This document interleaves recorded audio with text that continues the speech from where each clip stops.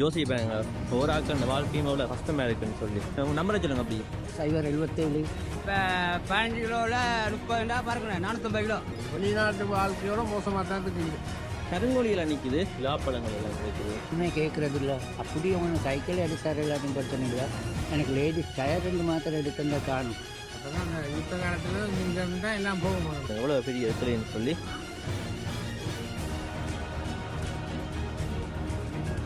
அது நகரத்துக்கு வேலை எடுத்துரும். அதுக்கு ஒரு வழி செய்தால் சரி. டாக்காக இருக்குது இந்த கோயில பானி கோயில். அது எப்படி இந்த கருங்கோழிகள் எல்லாம் பார்த்தீங்கன்னா நிறைய விலை சொல்லுவாங்க. இங்கே வந்தீங்கன்னா ஹலோ கைஸ் நாங்கள் பார்த்தீங்கன்னா வவுனியா நிற்கிறோம். வவுனியாவில் பார்த்தீங்கன்னா நவீன சந்தைக்கு போய் பார்க்க போகிறோம். அதுக்கு முதல் பார்த்தீங்கன்னா இந்த ஸ்ட்ரீட்டில் போய் இந்த ஸ்ட்ரீட்டெல்லாம் என்னமா இருக்குன்னு சொல்லி பார்த்து அதை தொடர்ந்து பார்த்தீங்கன்னா நவீன சந்தைக்கு போகிறோம். அது மட்டும் இல்லாமல் பார்த்தீங்கன்னா இங்கே கோழிகள் எல்லாம் விற்பனை செய்கிற கடை இருக்குது. இறைச்சியாக கொடுப்பாங்க. அதே இடத்துல பார்த்தீங்கன்னா முழு கோழியாக நீங்கள் எடுத்துக்கொள்ளலாம்.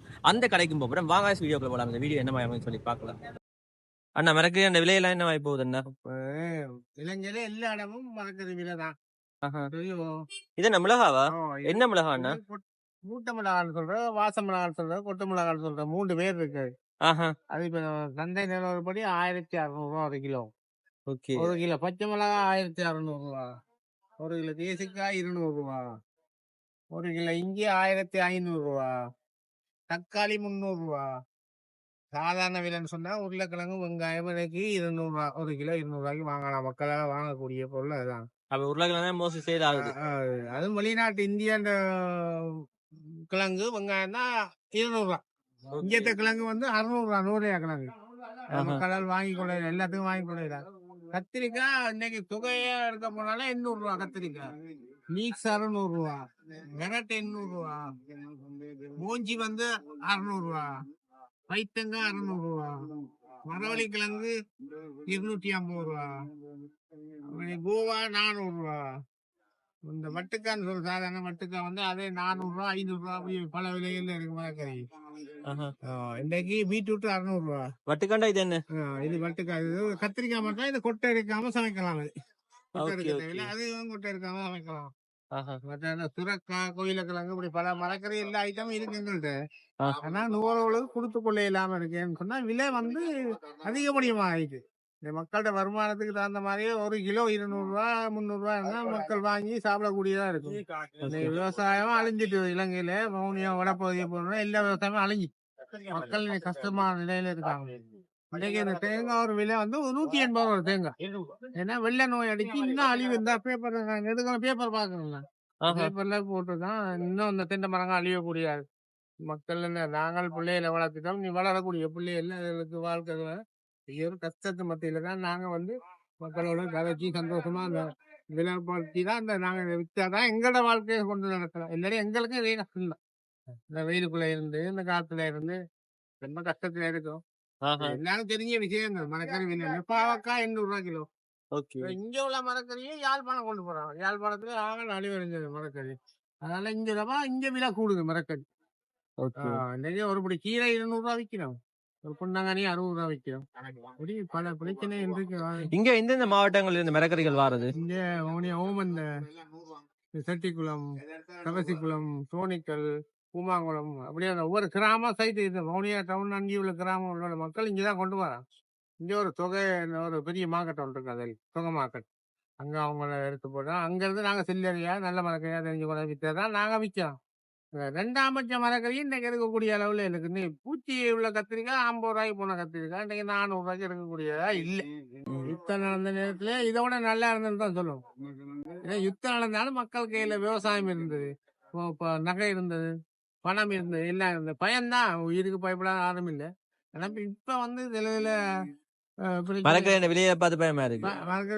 இன்னைக்கு அரிசி 170 நல்ல அரிசி 300 ஒரு விவசாயத்துல வேலை செய்யறவனுக்கு அரிசி இருந்தாலும் ஒரு கூலி வேலை 2000 கோயில் செஞ்சுருவாங்க. ஒரு தேங்காய் ஒரு அரிசி பால் மாவு இன்னைக்கு ஒரு பால் மாவு வந்து வாங்கினா 1050. அப்ப 4 பிள்ளைகளை வச்சு வாழ்றது பெரிய ஒரு சிரமம். இந்த வெளிநாட்டு வாழ்க்கையோட மோசமா தான் இருக்கு. இங்க வெளிநாட்டுல சரி அவங்களுக்கான சம்பளங்கள் இங்க அந்த விட மோசமான வாழ்க்கை. இலங்கையில பொருளாதாரம் ரொம்ப மோசமா இருக்கு. சிஸ்டம் தான் வாழ்றது. நாங்க தெரிஞ்சவங்க ஐயா வவுனியா சொந்த இடம் நான் வவுனியா 1974 இருந்து இருக்கிறேன். இப்ப 60 வயது. அப்ப 2009ஆம் ஆண்டுக்கு முதல் என்ன மாதிரியான வேலையை செய்து கொண்டு வந்தீங்க? நான் ஒரு இதுல பஜாஜ் டேவிட் பீரிஸ் கம்பெனி ஓ. அதுல வேலை செஞ்சேன். ஆஹா.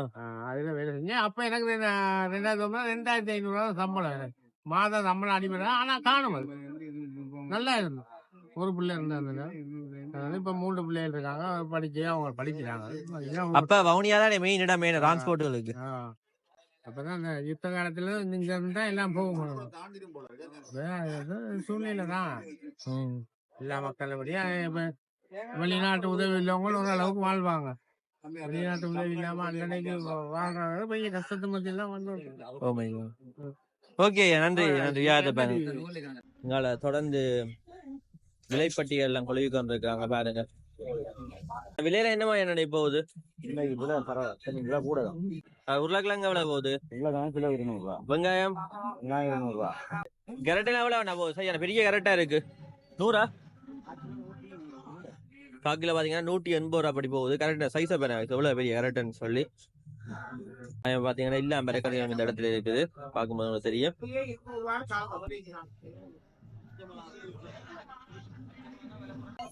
தொடர்ந்து இப்ப மரக்கறிகள் அடுக்கி கொண்டு இருக்காங்க. அண்ணா என்னென்ன பிரைஸ்ல சொல்லுவீங்களா? பேக் நெல்லு பேக் இது 60 ரூபா. மற்றது இது 35. அது 40. ஓகே. இது 25. இந்த விவசாய உபகரணங்கள் இருக்கு தானே, இதுல பிரைஸ் சொல்லுங்க தொடர்ந்து. இது 300 ரூபா. இது 450 ரூபா. ஓகே. அது இது 850 ரூபா. ஆஹா. கச்சான் விதைக்கிறதா தானே? என்ன கச்சான் 26,000 கொடுக்குறீங்க. என்ன இந்த பம்முகள் எல்லாம் 15,000 ரூபா. இந்த ப்ளூ என்ன மெட்டதுகள்? இது ஒரு கிலோக்கு 26, 23 ரூபா. ஓகே. 26, 24 அப்படி எடுக்கலாம். என்னது அது மட்டும் இல்லை. எங்களை பாத்தீங்கன்னா விதைகள் எல்லாம் வச்சிருக்காங்க. தொடர்ந்து பாத்தீங்கன்னா மருந்துகள் எல்லாம் வச்சிருக்காங்க. ஓகே நன்றி என்ன. தொடர்ந்து பாத்தீங்கன்னா நாங்களையும் பார்ப்போம்.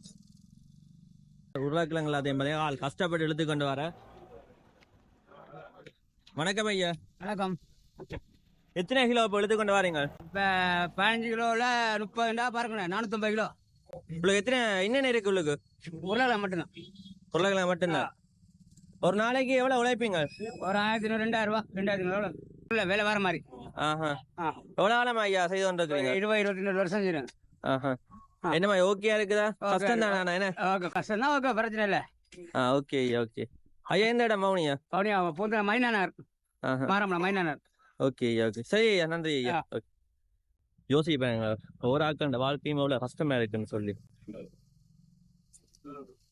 என்ன எடுத்துக்கொண்டு இருக்கீங்க? நான் இலக்கஞ்சி குளக்கம் கஞ்சி வச்சுருக்கேன். என்கிட்ட அந்த புளியாங்குளத்துல அங்க ஒருத்தர் என்கிட்ட இதே மாதிரி எடுத்தாரு. எனக்கு என்ன உதவி செய்யறேன்னு சொல்லி ஒன்னும் கேட்கல. சைக்கிள் ஒண்ணு மாத்திரம் எடுத்தாங்கன்னு தான் கேட்டது. அவர் இன்னும் குழந்தை சுத்தமா இருக்கு. சைக்கிள் ஓபத்து கஷ்டமா இருக்கு எனக்கு. ஐயா எங்க இருக்கிறீங்க? நான் சாந்த சோழ.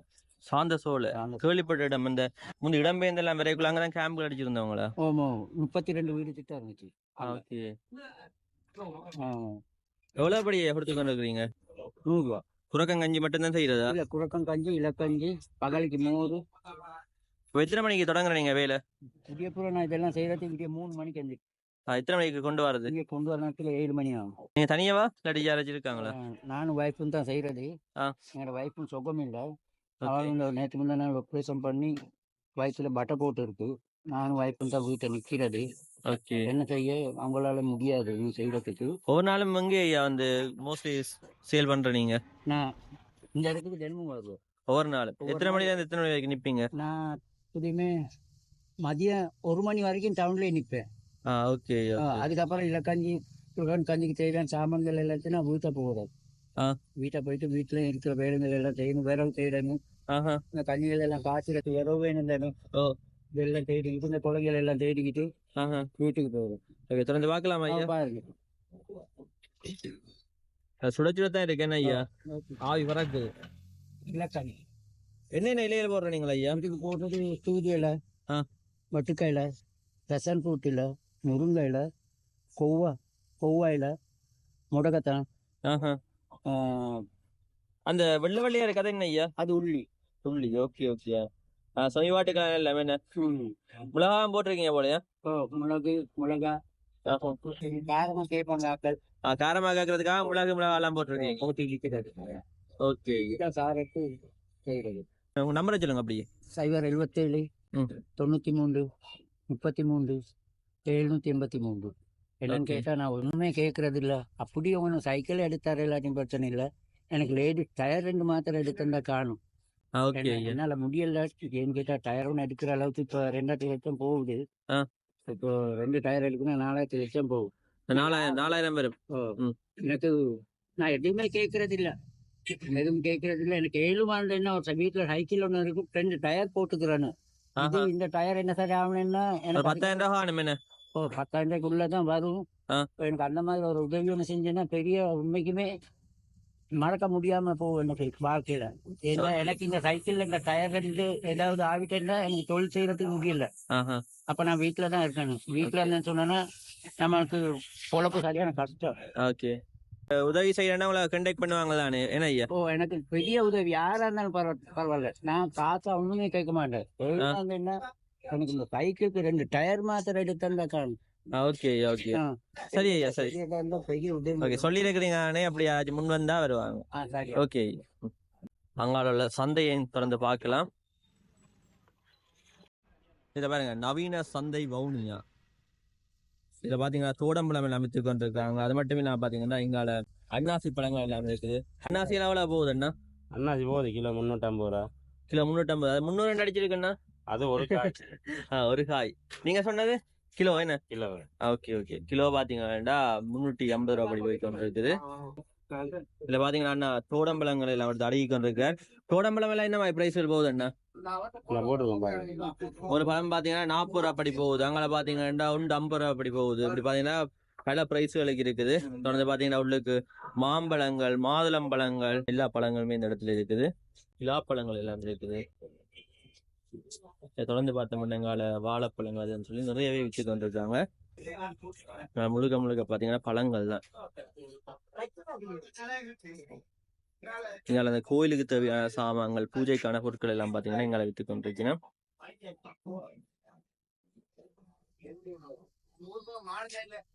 பெரிய வித்துல 5 ரூபா அப்படி கொடுக்குறீங்க. என்ன சீவல்கள், பாக்குகள் எல்லாம்? கிலோ 1050 ரூபா. பாக்கா பழம்பாக்கு 8 ரூபா. பெரிய பாக்கா?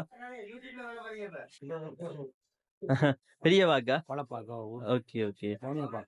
கோயில எல்லாம் என்ன மாதிரியான பிரைஸ்கள் போகுது? கோயில 100 ரூபா போகுது. என்ன இது என்ன சரியா டாக்கா இருக்கு இந்த கோயில?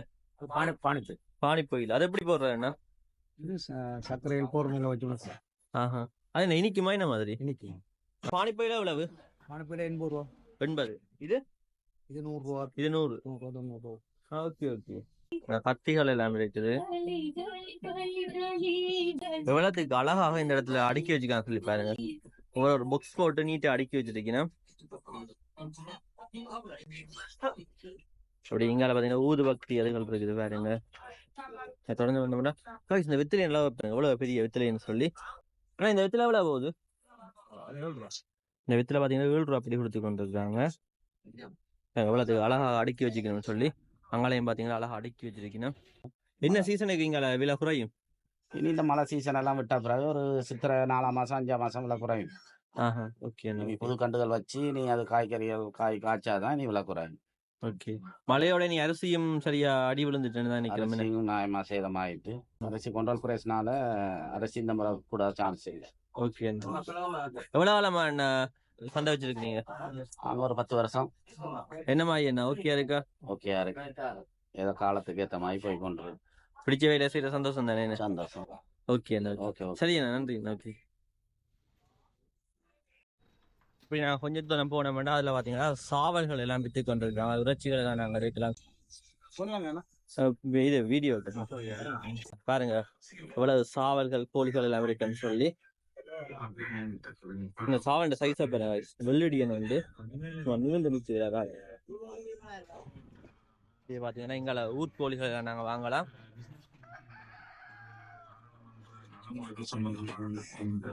இந்த புளியல் நிறைஞ்சு கிடக்குறது இப்ப எடுத்துட்டாங்க. எல்லாத்தையும் நிறைஞ்சு வலிந்து ஓடிக்கொண்டு ஒழுங்க அந்தந்த எடுக்குது. அந்த பிட்டு இருக்கு. பிட்டு நிறைஞ்சு வலிஞ்சோன்னு இங்கெல்லாம் அடைச்சிக்கும். ஓகே. கிடைச்சோடனே இங்க நம்ம மனம் எத்தனை நாளைக்கு வந்து எடுப்பாங்க? அதே ஒவ்வொரு நாளும் எடுக்கணும். எடுக்கல அங்கால பிட்டு இருக்கு, டாய்லெட் பிட். ஓகே. அது அந்த பின்னுக்கு பெரிய இடைவெளி இருக்குது, அது என்ன அடைக்கல, அடைக்க சொல்லி சொன்னது அடைக்கல. மழை பெஞ்சோடனே இங்க மனம். ஓகே. அப்ப அதெல்லாம் விஷயங்கள்லாம் அறிவிச்சிருக்கிறோம். ஒரு இது நடவடிக்கை நடக்கல. என்னண்ணா கருங்கோழியா இது? சார் சிங்க பாருங்க, கருங்கோழியில நிக்குது பாருங்க, எவ்வளவுக்கு நல்லா இருக்குன்னு சொல்லி. கண்ணுகள், உடம்புகள், ரெக்கைகள் எல்லாமே பாத்தீங்கன்னா கருப்பு தான். கருங்கோழியை பாத்தீங்கன்னா கழுத்து வெட்டி கருங்கோழியும் நிக்குது. அதை பார்க்கும்போது ஓடிட்டு பிராய்லர் 1200. பிராய்லர் 1200. ஊர்கோழி? ஊர்கோழி தான் 1500 ரூபாய் கிலோ. ஓகே. இப்ப சாவலண்டா ஒரு ரேட், கோழி என்ன ஒரு ரேட் அப்படி இருக்குதா? இது பேடுவல் 1200 ரூபாய் கிலோ. பேடு 1200 ரூபாய் கொடுக்குறீங்க. சாவல்? சாவல் 1500 ரூபாய். வெள்ளடி என்னண்டா? வெள்ளடி என்ன கோழியை தக்கின மாதிரி போகும், அதுவும் கிலோ கணக்கெல்லாம் கொடுக்கும். கிலோவில் போகும் வெள்ளடிய? அதுவும் இதே விலைக்கு தான் கொடுக்கணும். எவ்வளவு காலமா என்ன இந்த பிசினஸ் செய்து கொண்டு வரீங்க? நான் கனகாலமா செய்வேன். லாபம் விடக்கூடியமா இருக்கா? லாபம் டெண்டர் எல்லாம் ரேட் கூட. ஒரு கடை 4 லட்சம் 5 லட்சம் 8 லட்சம் எல்லாம் போகுது ஒரு வருஷத்துக்கு. ஒரு செயல் கொள்ளையிலாங்கிறது.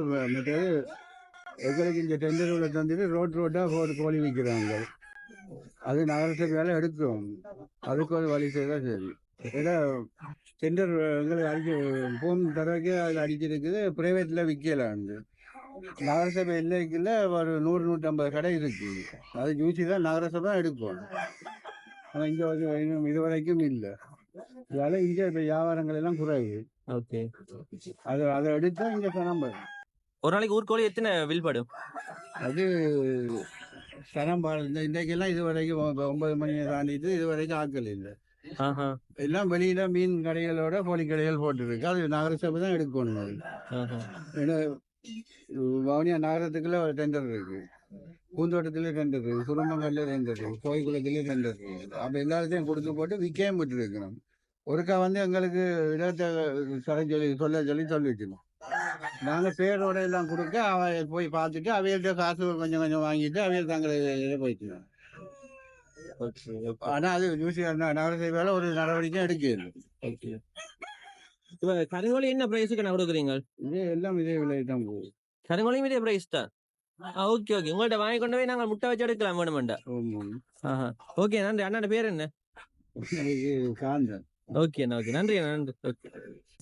இந்த கருங்கோழிகள் எல்லாம் பாத்தீங்கன்னா நிறைய விலை சொல்லுவாங்க. இங்க வந்தீங்கன்னா சரியான குறைஞ்ச காசுகள், அதாவது இறைச்சிக்கு கோழி வாங்குற பிரைஸுக்கு பாத்தீங்கன்னா இந்த கருங்கோழிகள் உயிரோட கூட வாங்கிட்டு போகக்கூடிய மாதிரி இருக்கும்.